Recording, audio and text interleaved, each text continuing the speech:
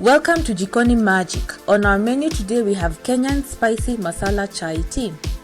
A very common phrase that you will hear when you walk into most Kenyan households as a guest. Of course, after the greetings and inquiring after each other's health and the like, is lete maziwa bikie mgeni chai. This is not just any kind of tea, but what we normally call true African tea. And this is the kind of tea that you can smell all the way from the kitchen. Curious? Good. Hang in there and discover just what I'm talking about. So let's get on with it. Add 3 cups of water into your sufuria. That's what we call our cooking pans, sufurias. And let me show you my spices that I used. This is fresh ginger. I just love the flavor of fresh ginger as opposed to powdered ginger. You can use powdered if that's all you have, it's okay.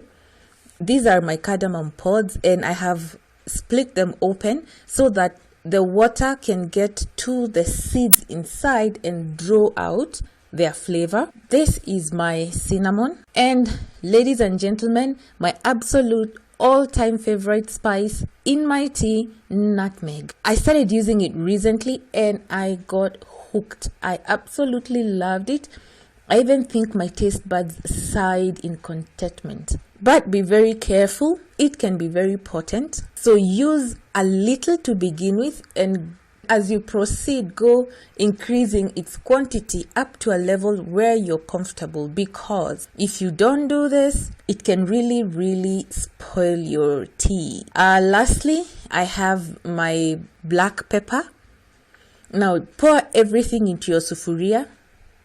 There's no formula to it, just make sure everything lands in the sufuria. And then swirl everything around, stir it so that it just moves everywhere, and cover it. And then put the maximum amount of heat. When it comes to a boil, like you can see here, reduce the heat, right? And then let it come and cover it again and let it just simmer gently for about 10 minutes so that the spices can release their flavors. Then after that, come with your sieve and fish out all the spices. Don't worry if you cannot get all the spices out. It's really not a must. Sometimes I leave some of them if I'm in a hurry, but it's good to just try and get as much as you can out. There's a time I left the spices overnight, as in they boiled. I let them simmer for about 10 minutes and then left the entire thing like that overnight to use that solution in the morning, and that was really nice. I liked it. I really did. Only problem is I don't have that kind of patience when I want my tea and I want it now. Anyway, proceeding on, these are my loose black tea leaves. I don't like very strong tea, so that's why you're seeing I'm putting 1 heaped teaspoon of tea leaves. You can use as much as you're comfortable with. Stir it around so that it can get to mix up properly, and then just cover it. Don't increase your heat, just let it simmer gently and draw out all the tea flavor from the tea leaves. So after around 10 to 15 minutes, come and check on it. As you can see, it's just been gently simmering away. Yeah. And then at this particular point, that's when I add my milk. And I normally do 3 cups of water to 2 cups of milk. I also don't like my tea having too much milk. Then add your sugar. I added 2 tablespoons of sugar.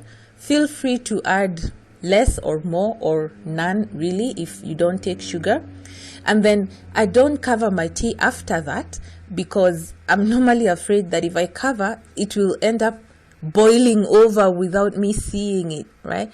So I just let it come to a boil, and then instead of putting it off, this is what I do. I come with either a spoon or a sieve or just something that will help me trying to search for the correct term, but I don't know what to call it. Let's just say I'm stirring it, but just the top so that the foam can disappear.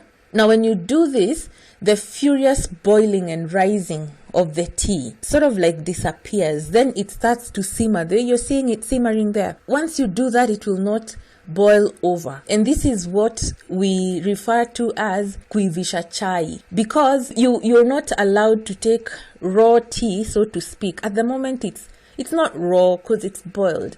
It's like the taste matures. Then come pour it in your thermos flask. Again, in Kenya, we like our tea piping hot. Pouring it in a thermos flask ensures that it stays hot throughout. Remember, this is like a social drink in Kenya. So you're not in a hurry to finish it. You're enjoying each other's company. You're talking. Just what we call filanga free, as in feeling free. So a thermos flask is quite a handy tip there. And finally, here I am serving my tea into the cups for us to go and enjoy. Yeah, I served it with my spicy mandazis, and I have my recipe out. I even left the link down below in the description box. Thank you for staying up till the end.